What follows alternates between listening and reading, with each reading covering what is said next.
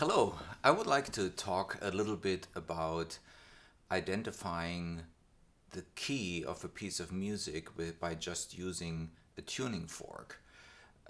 So those of us who do not have absolute pitch or perfect pitch, sometimes called, so those of us who do not have absolute pitch, we cannot really identify for sure the key when we hear a piece of music. So we can use a tuning fork. I suggest only using a tuning fork with the frequency 440, which is the A above middle C, right? So how the tuning fork works, it's made in a way that it's only vibrating at that frequency, 440 hertz. And so we can hit the tuning fork, hold it to our ear, and we will hear A440.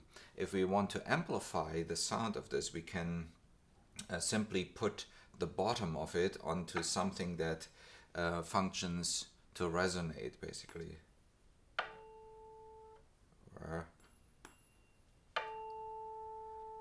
So now we hear A. So let's say we hear a piece of music and we identify the tonic.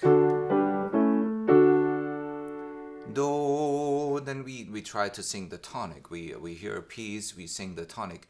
Do, then we take the tuning fork and hear A, do, A, do. So it's very important to vocalize this.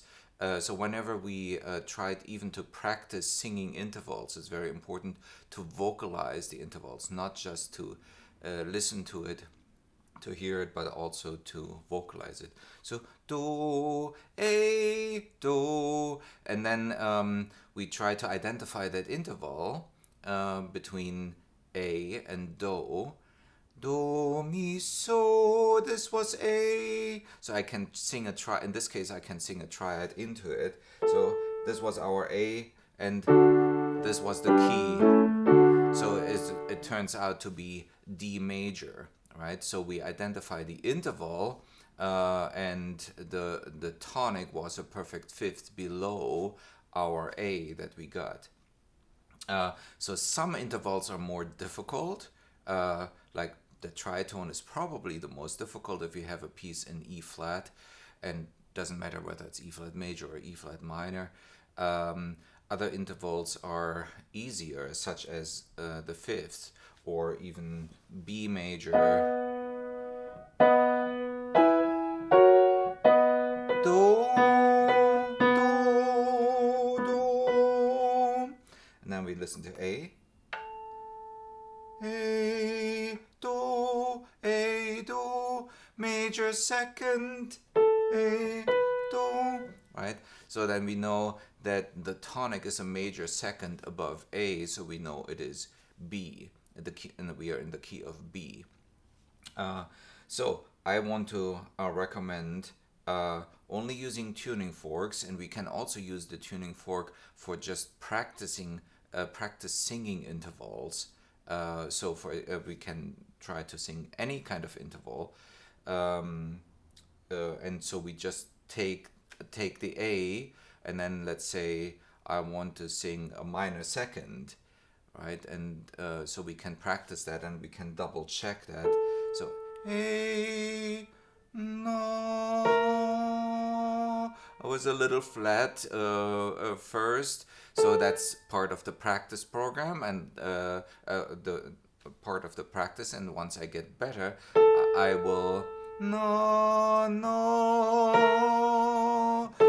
I will always get a little bit better and a little bit closer until I can actually sing it perfectly correct. So we can practice that with all intervals, starting on both ascending intervals and descending intervals. And that will then also help us identifying the key of a piece of music when we hear it.